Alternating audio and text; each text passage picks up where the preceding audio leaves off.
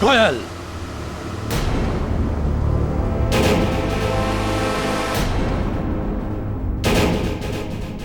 क्या बचपना है ये? मैं बच्ची नहीं हूँ अंकल, नहीं मैं बच्ची। मुझे अपनी जायदाद चाहिए अभी, राइट नाउ।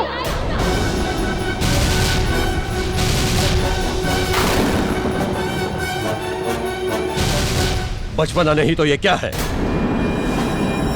पैर पटकना, जिद करना, सामान फेंकना, तुम्हें जो करना है कर लो, लेकिन मैं सही टाइम पर सही काम करूंगा। Now go to your room, it's an order.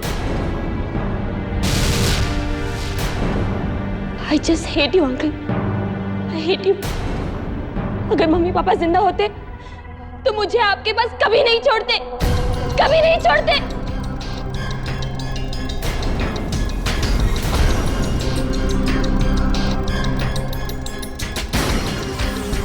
Colonel साहब, कोयल अभी बच्ची है, उसकी बातों का बुरा मत मानिए। वो शायद नहीं जानती कि ये सब कुछ आप उसकी भलाई के लिए कर रहे हैं। मैंने तुम्हारी राय मांगी कोटियन। Sorry sir. ये मेरा और मेरी भतीजी के बीच का मामला है, तुम सब इससे दूर रहो, अंडरस्टैंड? जी सर। वो आपके सीए मिस्टर प्रजापति आपका इंतजार कर रहे हैं सर। मीटिंग टाइम से 6 मिनट पीछे है। यू सिविलियंस टाइम की वैल्यू नहीं जानते। Every second count, you understand? Go and send him. Mrs Gomes. Sir. 4:55 हो चुके हैं। ठीक 5 बजे मुझे मेरी चाय चाहिए, otherwise you will be fired. Sir.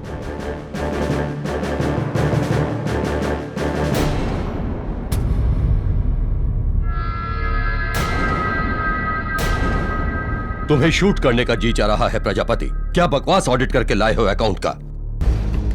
अरे तुमसे अच्छा सीए तो ये मेरा पीए है। कल सुबह 11:20 तक मुझे ये प्रॉपर ऑडिट चाहिए, अंडरस्टैंड? पक्का कर्नल साहब। वो कोयल अपनी जायदाद में से कुछ एडवांस मांग रही थी। मुझसे बिना पूछे कुछ मत दो उसे, नादान है वो, उसे कुछ समझ नहीं है। 6 महीने बाद कोयल के 25वें जन्मदिन पर मैं उसे उसकी पूरी जायदाद सौंप देना चाहता हूं। उसके पिता की वसीयत के मुताबिक सही समय पर। उसके बाद वो जैसा चाहे वैसा इस्तेमाल करे, मुझे उससे कोई मतलब नहीं होगा। अच्छी बात है कर्नल साहब, कोयल पे जायदाद का बोझ पड़ेगा। तुमसे राय पूछी? You can go now.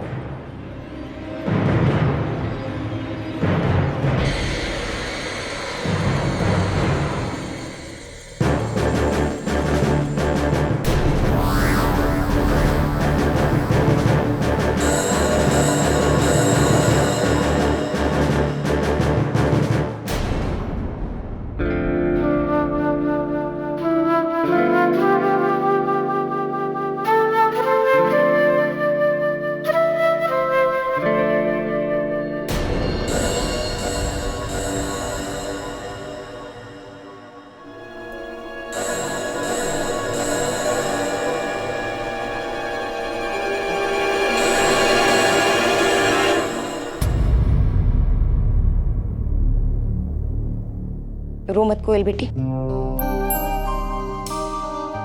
मैं तेरा दर्द समझती हूँ। नहीं मिसेस गोम्स, अंकल मुझे मेरे ही जायदाद के लिए ऐसे तड़पा नहीं सकते। मैं सोच रही हूँ कि मैं किसी लॉयर से बात करूं। तू अंकल पर केस करेगी? अंकल नहीं है वो, नहीं है मेरे अंकल, वक्त के पावन जल्लाद है। काश वो मेरी जिंदगी में नहीं होते, काश।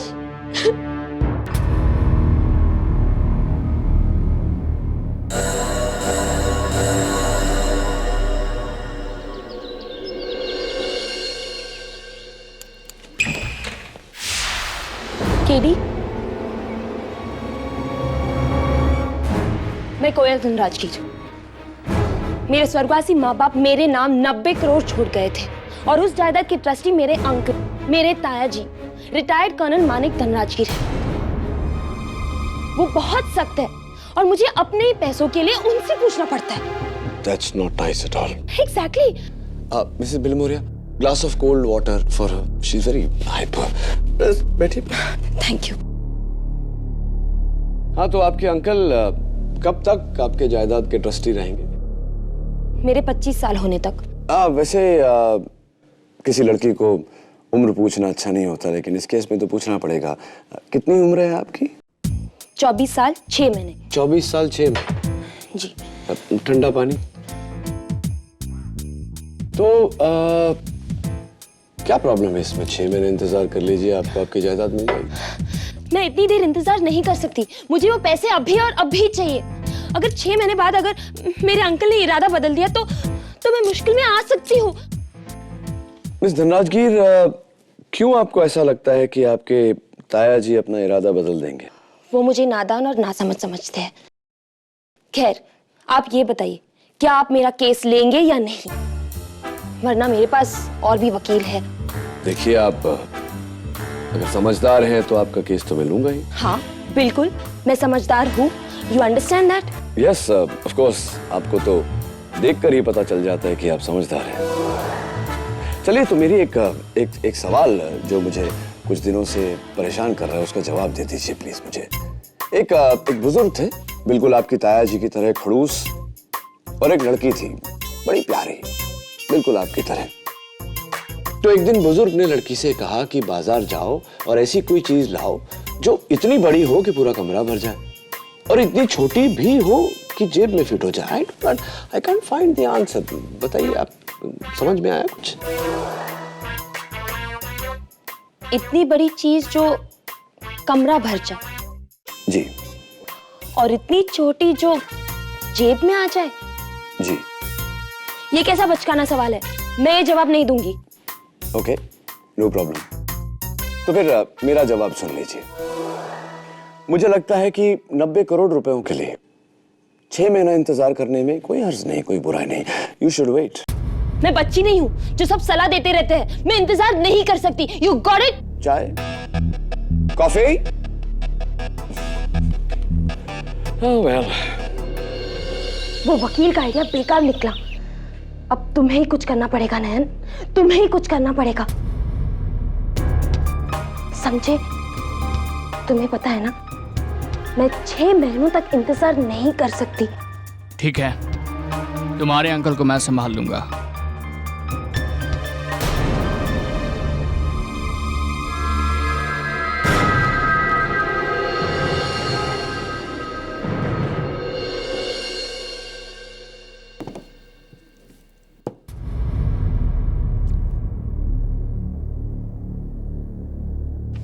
सावंत, तुझे पता है, सच तो यह है कि केडी पाठक मेरे बिना एक केस भी नहीं जीत सकता।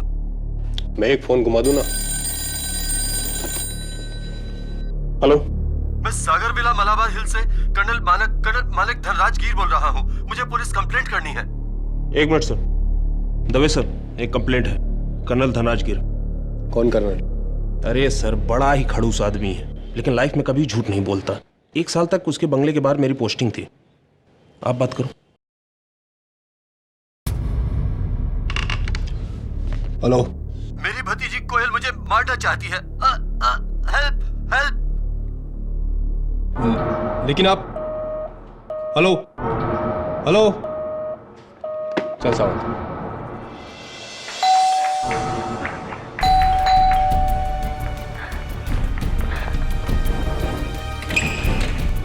इंस्पेक्टर साहब, कर्नल का है? ऊपर कमरे में वहाँ एक आदमी है, मैंने उसे बंद करके रखा है। अब जल्दी चलिए प्लीज। चलो।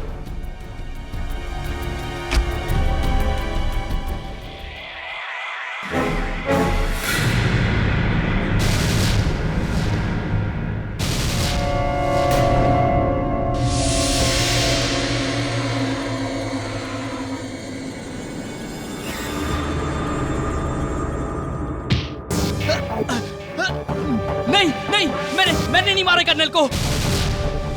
मैंने कुछ नहीं किया है, मैंने कुछ नहीं किया।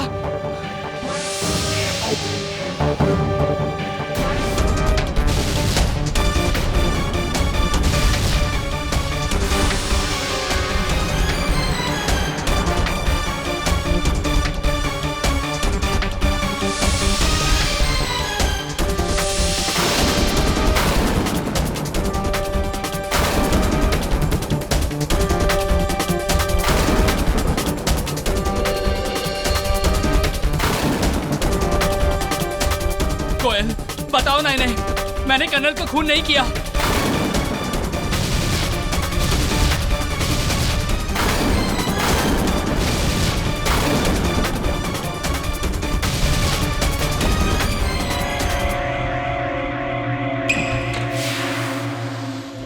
Katie, Katie, Katie, Katie, you only can help me, please help me. मेरे अंकल का मर्डर हो गया और उसका इल्जाम मेरी नयन पर, मेरी दोस्त नयन पर है. Please, only you can help me. I will. Calm down. Sit down. No, you listen to me. You can only help me. अगर उसे कुछ हुआ ना, मैं जीती जी मर जाऊंगी. कुछ नहीं होगा. मैं मर जाऊंगी. Calm down. I'll die. Nothing will happen. Calm down. No, you listen to me. Help me, please. Mrs. Bean हो रहे हैं आप. No, Katie, listen to me. You have to help me.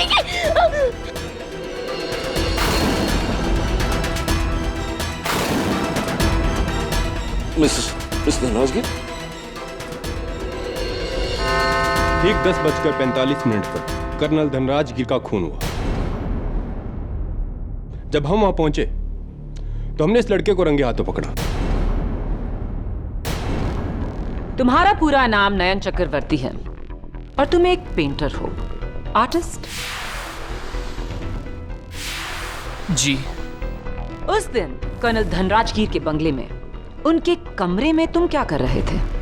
जी, कोयल के कहने पर मैं कर्नल धनराजगिर को कन्विंस करने गया था कि उसकी जायदाद उसे दे दे. और जब वो नहीं माने तो तुमने उन्हें धमकी दी और गुस्से में आकर उन्होंने पुलिस को फोन किया और उस दौरान तुमने इस चाकू से कर्नल का मर्डर किया. नहीं, मैं जब उनके कमरे में पहुंचा तो उनकी लाश ऑलरेडी फर्श पर पड़ी हुई थी. तुम उनके कमरे में कितने बजे पहुंचे? मेरे हाथ में घड़ी नहीं थी.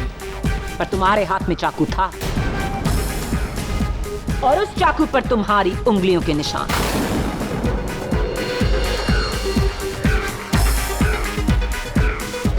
वो इसलिए क्योंकि मुझे लगा कि वो जिंदा हैं. इसीलिए मैंने चाकू निकालने की कोशिश करी और मेरे उंगलियों के निशान. या तो तुम हमें बेवकूफ समझते हो या फिर खुद बेवकूफ हो जो कत्ल के औजार पर अपनी उंगलियों के निशान छोड़ोगे.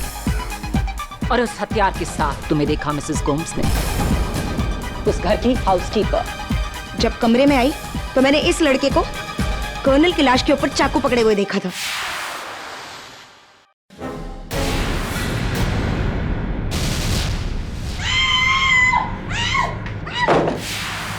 अब तो और भी पक्का हो गया कि खून तुम ही ने किया नयन. योर ऑनर, इस केस में एक अहम सच ये है कि कर्नल साहब का कत्ल सुबह ठीक 10:45 पर हुआ. नयन उस कमरे में एग्जैक्टली कितने बजे गया, ये ना तो नयन को खबर है ना ही मिसेस गोम्स को.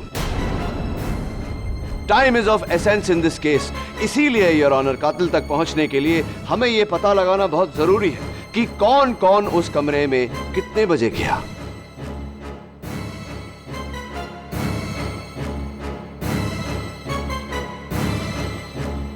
हाँ तो मिसेस गोम्स, सबसे पहले उस दिन आप कर्नल साहब के कमरे में गई थी. जी.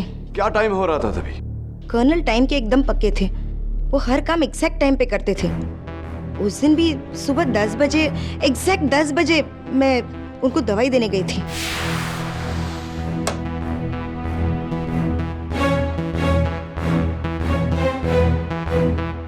सर, मेडिसिन का टाइम हो गया.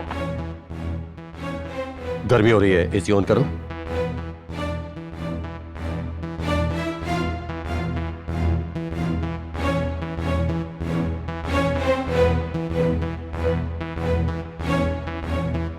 मिसेस गोम्स, अगर ये आर्मी होती तो मैं आपका कोर्ट मार्शल कर देता. आप मेरी एम्प्लॉय होकर उस लड़की का साथ दे रही हैं. सर, कोयल मेरी बच्ची जैसी है. उसके जायदाद का पैसा उसके पेरेंट्स और मेरे पुराने एम्प्लॉयज का है. आपका कोई हक नहीं बनता कि... मिसेस गोम्स, अपनी औकात से ऊंचा बोलने की हिम्मत मत कीजिए. तुम कोयल की मां नहीं, उसकी दाई हो दाई. लेकिन वो जब से अकेली हुई है तब से मैंने उसे एक माँ की तरह पाला है. और आपकी वजह से उसे कोई तकलीफ हो ये मैं देख नहीं सकती। और मैं भी तुम्हें देखने नहीं दूंगा। ये महीना खत्म होते ही मैं तुम्हें इस नौकरी से निकाल दूंगा। आप ऐसा नहीं कर सकते। मैंने अपनी लाइफ के 30 साल दिए इस घर को। You can't do this to me. अपनी भतीजी को तुम जैसे भड़काने वाले लोगों से बचाने के लिए मैं कुछ भी कर सकता हूं। Get out.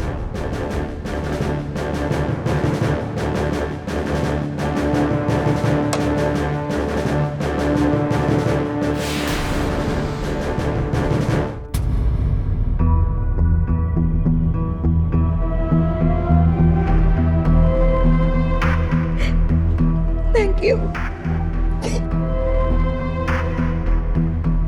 मैंने कर्नल को नहीं मारा। उस दिन मैं उनके कमरे में गई थी 10 बजे, लेकिन ठीक 5 मिनट बाद बाहर आ गई थी। मिस्टर कोटियन ने देखा था मुझे बाहर निकलते हुए।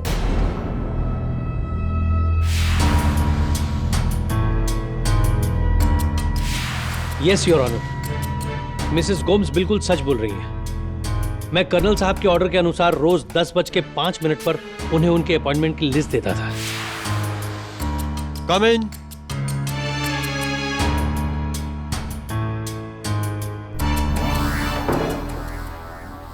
Morning sir. Good morning. ये एसी भी तुम्हारी तरह स्लो है। इसका टेम्परेचर लो करो। जी सर।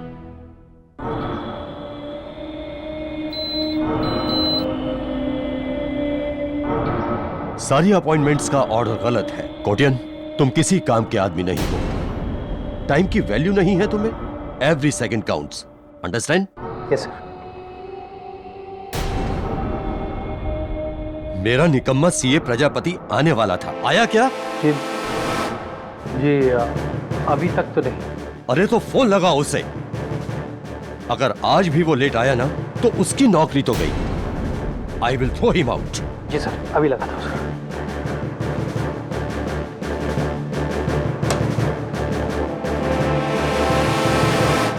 मिस्टर कोटियन, आप कर्नल साहब के कमरे से कितने बजे निकले? जी ठीक 10:11 पर। क्या बात है, टाइम तो बहुत अच्छी तरह याद है आपको। जी। एनीवे, आपके बाद कौन गया था उस कमरे में? जी चार्टर्ड अकाउंटेंट साहब मिस्टर प्रजापति, ठीक 10:15 पर।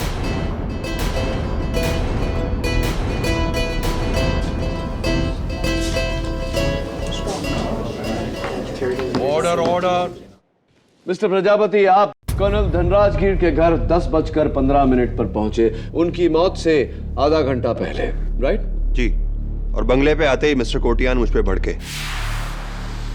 फोन क्यों नहीं उठा रहा ये प्रजापति जी? 10:15 हो गए। घड़ी देखिए आपने, आप पूरे 5 मिनट लेट हैं। लेट आप आते और सुनना मुझे पड़ता है यहाँ। तब तो अगली बार मैं और लेट आऊंगा। सोहनलाल जी, आप ऊपर आ रहे हैं? नहीं, मैं यहीं रहता हूं, वरना वो वक्त का गुलाम ना फिर से मेरी क्लास ले लेगा। उसे आज ही वसीयत चाहिए थी और अब तक रेडी नहीं। अच्छा ये बताओ, तुम्हें कितना टाइम लगेगा? बस 10 मिनट, ये पेपर्स लेके निकलते हैं। ठीक है, मैं यहीं। चलो चलो जल्दी चलो।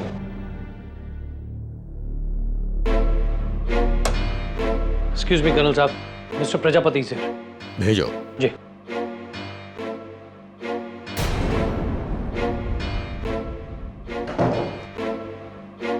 लेट आने के लिए I am so sorry sir. वो ट्रैफिक। ऑडिट रिवर्क किया? लाओ।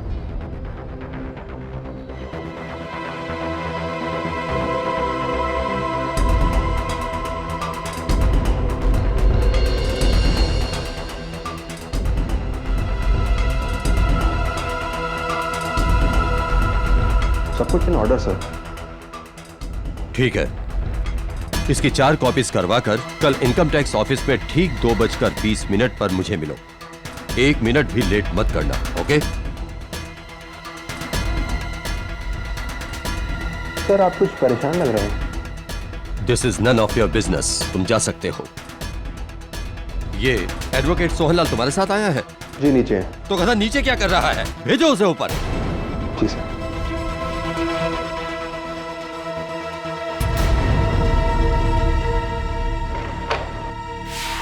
आप उस कमरे में दाखिल हुए 10:22 पर और आप 10:34 पर उस कमरे से निकले।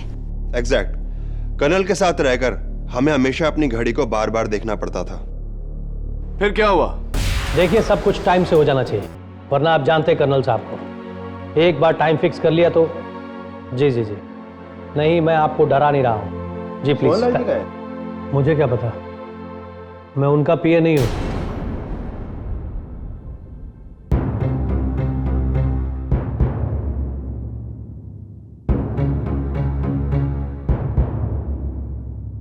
अरे सोनलाल जी, कहाँ थे आप?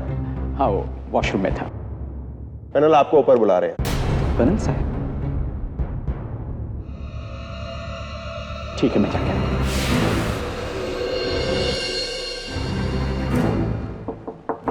कर्नल साहब। सोहनलाल, वसीयत लाए हो? नहीं साहब, वो कल तक हो जाएगा। Then get lost. Get out from here. Colonel ने मुझे दरवाजे से ही भगा दिया। और आपने खूनी को या कुछ नहीं देखा? देखा मैंने, कोयल धनराज गिर।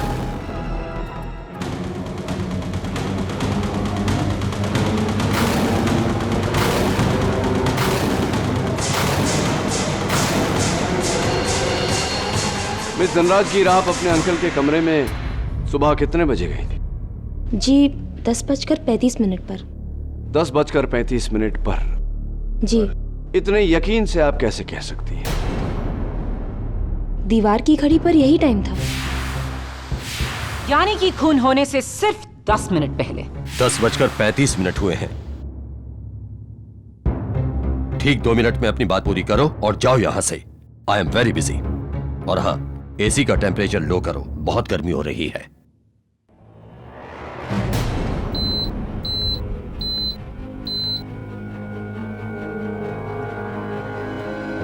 अंकल, मैं आपसे आखिरी बार पूछ रही हूँ, क्या आप मेरी जायदाद मेरे नाम कर रहे हो या नहीं? मैं भी तुम्हें आखिरी बार बोल रहा हूँ, तुम्हारे पिता की वसीयत के मुताबिक जब तक तुम 25 बरस की नहीं हो जाती तब तक तुम्हारी जायदाद तुम्हें नहीं मिल सकती। अभी 6 महीने बाकी हैं, तब तक इंतजार करो। That's it. और रुको, ये फोटो देखती जाओ। ये कैप्टन रघुवीर सिंह है, अच्छी फैमिली से बिलोंग करता है, संस्कारी लड़का है। 6 महीने बाद तुम्हारी शादी मैं इससे करने वाला हूं। पर अंकल। मुझ पर भरोसा रखो कोयल, तुम अपना अच्छा बुरा नहीं समझती। मैं जो कुछ भी करूंगा ठीक करूंगा। 2 मिनट हो गए, यू कैन गो नाउ।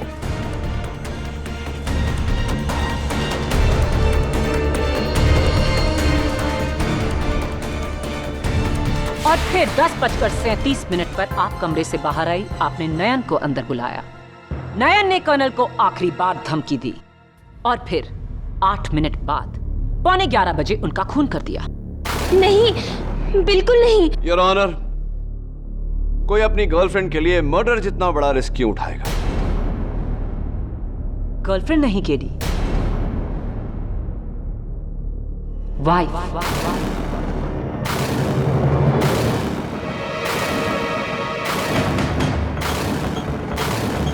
ये है कोयल धनराज गिर और नयन का मैरिज सर्टिफिकेट जो हमें फैमिली कोर्ट से मिला है। आप कोयल के दोस्त नहीं, बॉयफ्रेंड नहीं, बल्कि पति हैं। आप दोनों ने दुनिया से छुपकर शादी की और आपका ये राज 7 महीने के बाद दुनिया के सामने खुलने वाला था। और वो इसलिए क्योंकि कोयल 2 महीने प्रेग्नेंट है।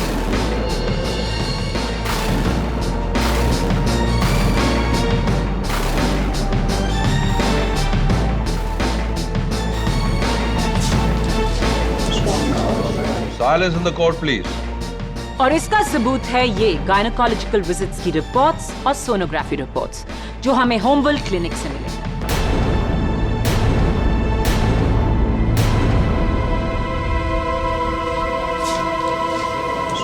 योर ऑनर, अब मेरी समझ में आया कि क्यों कोयल 6 महीने भी इंतजार नहीं कर सकती थी। कोयल को डर था कि अगर उसके अंकल को उसकी शादी या प्रेगनेंसी के बारे में पता चल गया तो वो उसे जायदाद से बेदखल कर देंगे। कोयल के पिता की वसीयत के मुताबिक अगर कोयल ऐसी कोई हरकत करती है जिससे कर्नल को गहरा एतराज हो तो वो उस जायदाद को 5 साल और अपने कब्जे में रख सकते हैं।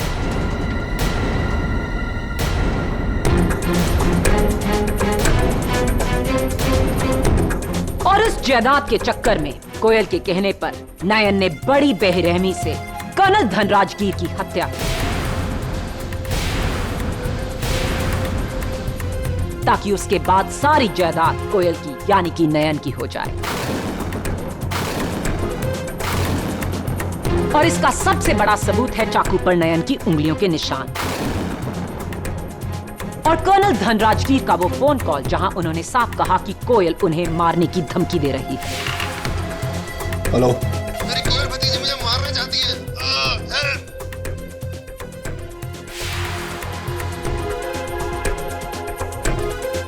It's a crystal clear motive and a crystal clear case, Your Honor. नयन के साथ कोयल को भी हिरासत में लिया जाए।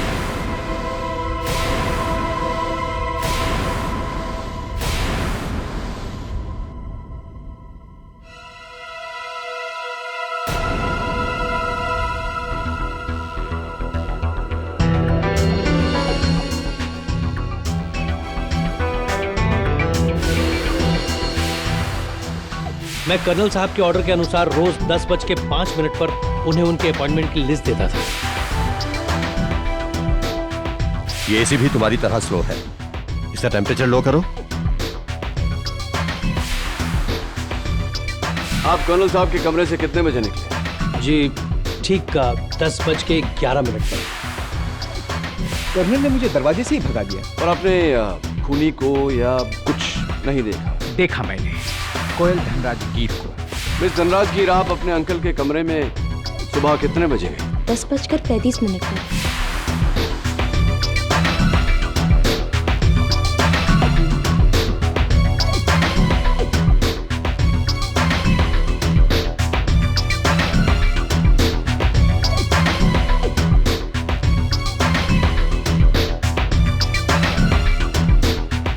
एसी का टेम्परेचर लो करो, बहुत गर्मी हो रही है।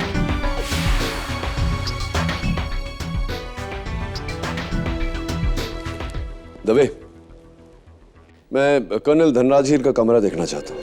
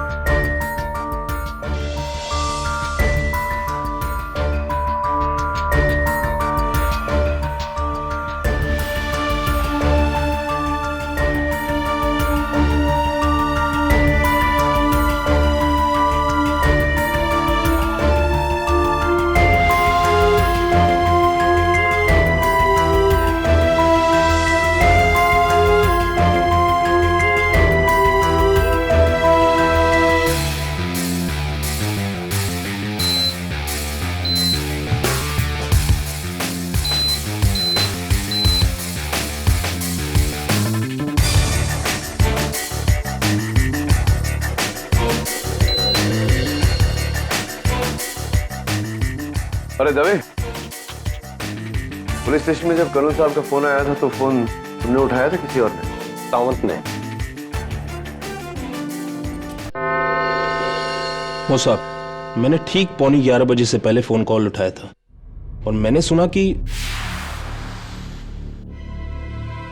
हवलदार सावंत, ऐसा भी तो हो सकता है कि वो आवाज जो तुमने सुनी वो कर्नल धनराजगीर की नहीं थी, किसी और की थी। 100% कर्नल की आवाज थी सर। मैं उनके पास 1 साल काम कर चुका हूँ, यूं ही थोड़ी ना पुलिस में भर्ती हूँ सर। मेरे कान बहुत तेज हैं। Well done। और फिर आपने फोन इंस्पेक्टर दवे के हाथों में दिया? Yes. Inspector Dave, colonel Dhanrajgir ने आपको फोन पे कहा कि मेरी भतीजी मुझे मारना चाहती है। जी। कुछ देर के लिए अगर मान लें कि नयन उन्हें मार रहा था तो उन्हें नयन का नाम लेना चाहिए था, राइट? ऐसा क्यों नहीं किया उन्होंने? क्योंकि वो नयन को जानते नहीं होंगे। लेकिन कोई और संकेत दे सकते थे। ये कह सकते थे कि मेरी भतीजी मुझे मरवाना चाहती है, क्योंकि उन्हें कोई और यानी कि एक मर्द मार रहा था, तो कोई और संकेत दे सकते थे, क्यों नहीं दिया? मरता हुआ आदमी हर डिटेल पे ध्यान थोड़ी देगा। मरता हुआ आदमी डिटेल पे ध्यान नहीं देगा। ओके। पते की बात यह है कि कर्नल धनराज गिर ने मरते समय कोयल का नाम लिया। इंस्पेक्टर दवे, एक बहुत पुरानी कहावत है, मरते समय इंसान झूठ नहीं बोलता। तुम तो मेरी भाषा बोल रहे हो KD. Koyal is guilty. Absolutely not prosecutor साहिबा। कर्नल साहब ने फोन पर जो बात कही थी कि मेरी भतीजी मुझे मारना चाहती है, ये आपके नजरिए से सच है, लेकिन मेरे नजरिए से झूठ। मिस धनराज गिर ने कर्नल साहब को न मारा है न मरवाया है। तो फिर उन्होंने कोयल का नाम क्यों लिया? ये बात तो मैं भी सोच रहा हूँ। कर्नल साहब ने जब पुलिस स्टेशन फोन किया तो सबसे पहले उनकी बात हवलदार सावंत से हुई, जिनको उन्होंने अपना नाम और पता बताया। ये बात तो सच थी, लेकिन जब दवे से बात हुई तो उन्होंने कहा कि मेरी भतीजी मुझे मारना चाहती है। ये बात झूठ थी।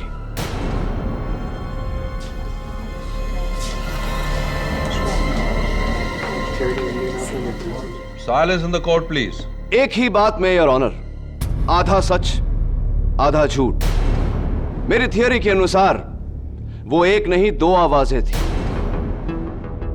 दो इंसान थे। पहली आवाज कर्नल की, जब उन्होंने हवलदार सावंत से बात की और हवलदार ने उनकी आवाज को पहचाना। लेकिन जब दवे ने फोन पर बात की तब वो आवाज कर्नल साहब की थी ही नहीं, किसी और की थी।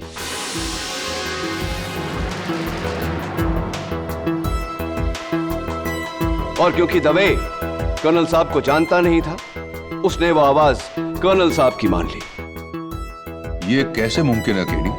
एक ही फोन कॉल में दो आवाजें? मेरी थियरी कुछ इस तरह है योर ऑनर। खून ही खून करने कमरे में आया, कर्नल साहब उसका इरादा समझ गए और तुरंत पुलिस स्टेशन का नंबर डायल किया। हेलो, मैं सागर विला मलाबार हिल से कर्नल मानिक धनराज गिर बोल रहा हूँ। मुझे पुलिस कंप्लेंट करनी है। एक मिनट सर। दवे सर, एक कंप्लेंट है, कर्नल धनराज गिर। इस दौरान खूनी ने टेबल पर पड़े हुए चाकू को उठाकर कर्नल साहब की पीठ में घोंप दिया। कर्नल साहब के हाथों से फोन छीना और वो आखिरी शब्द दवे से कहे, हेलो, मेरी कोयल भतीजी मुझे मारना चाहती है। एंड योर ऑनर, ये आवाज नयन की नहीं हो सकती। वो भला अपनी पत्नी को क्यों फंसाएगा? ये आवाज किसी और की थी जिसने हम सबको धोखा दिया, ये जताकर कि कर्नल साहब की मौत के जिम्मेदार या तो उनकी भतीजी है या फिर नयन। दलील तो काबिले तारीफ है केडी, लेकिन इसे साबित कैसे करोगे? यह साबित करके प्रोसिक्यूटर साहिबा कि 10:45 पर कर्नल साहब के साथ उनके कमरे में कौन था।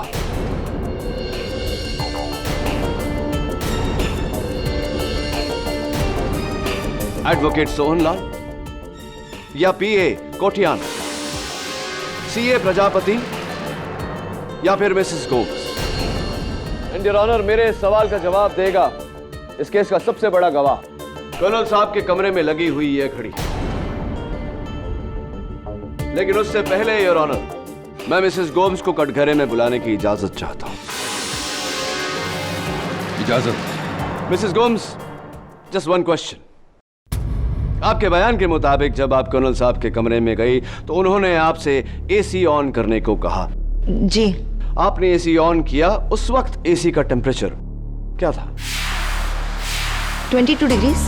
Thank you mister Kotian. Mrs Gomes ने कहा कि जब उन्होंने एसी ऑन किया तो एसी का टेम्परेचर 22 डिग्री पे था। कर्नल ने आपको टेम्परेचर कम करने को कहा था। कितना कम किया आपने? जी 4 डिग्री कम, 22 से 18 डिग्री पर। 22 से 18। Thank you mister Kotian. Mrs Dhanraj गिर, आपने अपने अंकल के कहने पर एसी का टेम्परेचर कम करने के लिए रिमोट उठाया। क्या आपने देखा उस वक्त एसी का टेम्परेचर क्या था?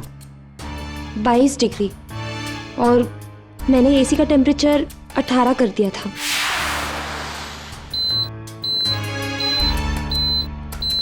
Interesting mister Rajgir, extremely interesting. अगर आपने टेम्परेचर 22 से 18 डिग्री किया तो मिस्टर कोटियन ने क्या किया था?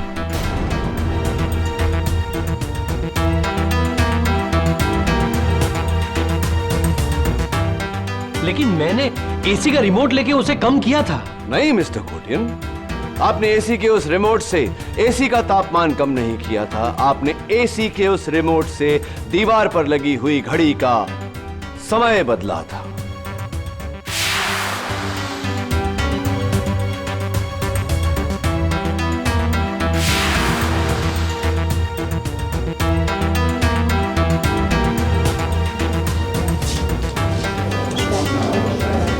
Order order.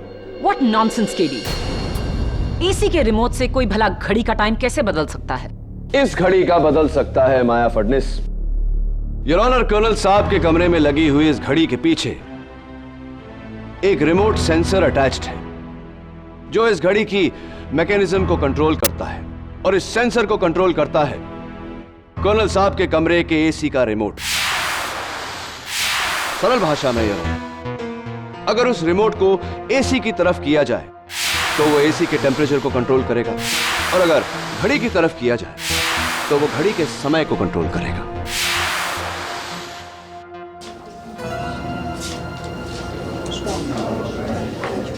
Silence in the court please.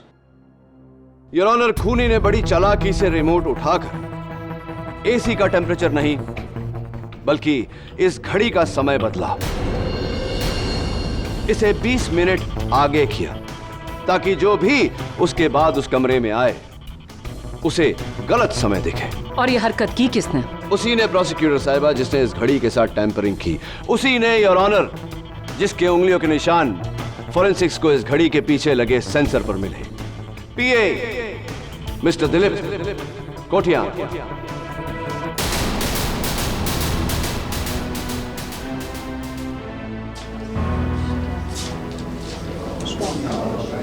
Order order. हाँ, मैंने ही घर की सारी घड़ियों का टाइम बदला था, और उसके बाद मैं कर्नल साहब के कमरे में ठीक 10:05 में चला गया, और वहां जाके चुपके से मैंने उनकी घड़ी को 20 मिनट आगे कर दिया।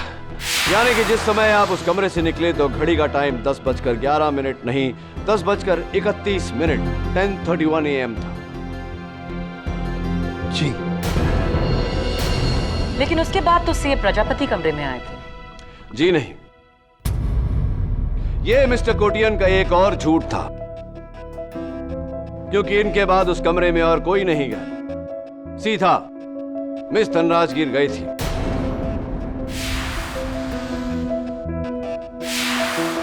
Is that correct mister Kotian? जी। और फिर मिस धनराजगीर 2 मिनट बाद उस कमरे से बाहर निकली। नकली टाइम 10:37, असली टाइम 10:17 10:17 AM। और कोयल के बाद कमरे में कौन आया था? कोयल के वहां से जाने के बाद सीए प्रजापति वहां आए, और उनके बाद एडवोकेट सोहनलाल जो कमरे में आए बिना वहां से चले गए। यही सीक्वेंस था ना मिस्टर कोटियन? बिल्कुल वैसा ही जैसा आपने प्लान किया था। जी, लेकिन ये सारा प्लान मेरा नहीं था। मैंने कर्नल साहब को नहीं मारा है, कर्नल साहब को मारा है उसने।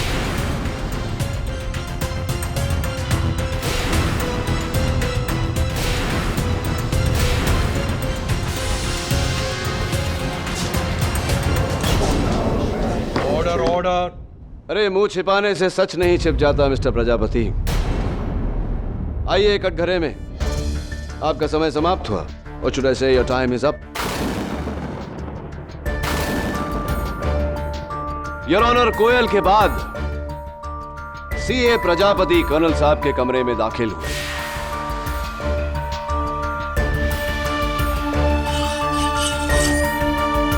हेलो, मैं सागर विला मलाबार हिल से कर्नल मानिक धनराजगीर बोल रहा हूँ। मुझे पुलिस कंप्लेंट करनी है। मेरी कोयल भतीजी मुझे मारना चाहती है। Help help. उनकी जान ली, उनके हाथ से फोन छीना, पुलिस से बात करके उनको गुमराह किया, फिर नीचे जाकर एडवोकेट सोहनलाल को ऊपर भेजा ताकि सबको यह लगे कि कर्नल साहब जिंदा है। एडवोकेट सोहनलाल ने जो आवाज सुनी थी वो कर्नल साहब की नहीं, पीए दिलीप कोटियान की थी। कर्नल साहब। सोहनलाल, वसीयत लाए हो? नहीं साहब, वो कल तक हो जाएगा। Get lost, get out of here. Am I right, mister Prajapati? जी। और घर की तमाम घड़ियों के साथ एडवोकेट सोहनलाल की घड़ी को भी 20 मिनट आगे कर दिया गया। और मेरा शक आप पर ही है मिस्टर प्रजापति, क्या मेरा शक सही है? हाँ, वहां आने से पहले मैंने जानबूझकर एडवोकेट सोहनलाल की घड़ी की तारीफ की और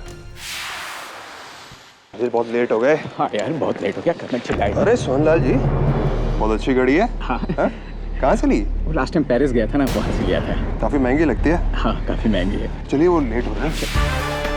जिस तरह पीए कोटियन ने टाइम को आगे किया था, पुलिस के वहां आते ही उसने उसी तरह टाइम को 20 मिनट पीछे कर दिया ताकि किसी को शक न हो।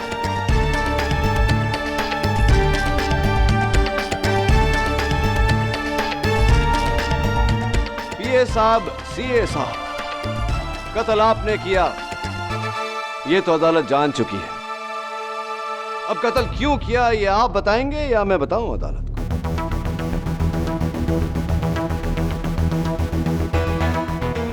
कर्नल धनराज गिर के टैक्स ऑडिट में गड़बड़ इसलिए थी क्योंकि मैंने उसमें करोड़ों का हेरफेर किया था।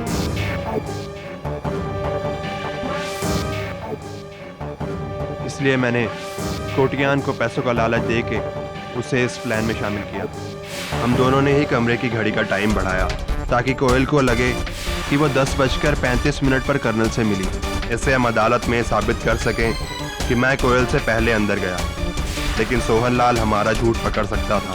इसलिए हमने उसकी घड़ी में भी टाइम चेंज किया ताकि उसे भी लगे कि वो कर्नल से 10:45 से पहले मिला, न कि बाद में, जिससे हम कोयल को फंसा सकें और अदालत को लगे कि वो उस कमरे में सबसे आखिर में आई थी और शक उस पर जाता।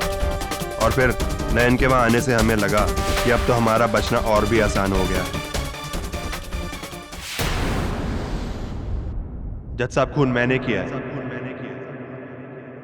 नया निर्दोष है। The defense rests, Your Honor. यह अदालत मिस्टर प्रभात प्रजापति और मिस्टर दिलीप कोटियन को हिरासत में लेते हुए मिस्टर नयन चक्रवर्ती को बाइज्जत बरी करती है।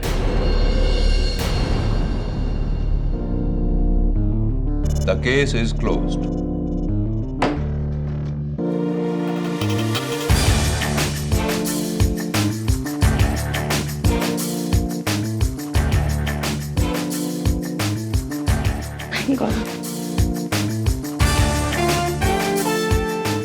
Congratulations.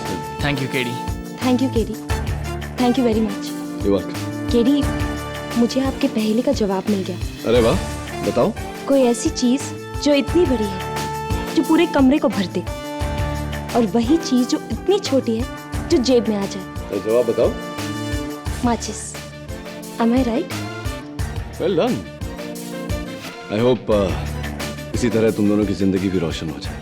Wish you all the best. Thank you, KD. Bye.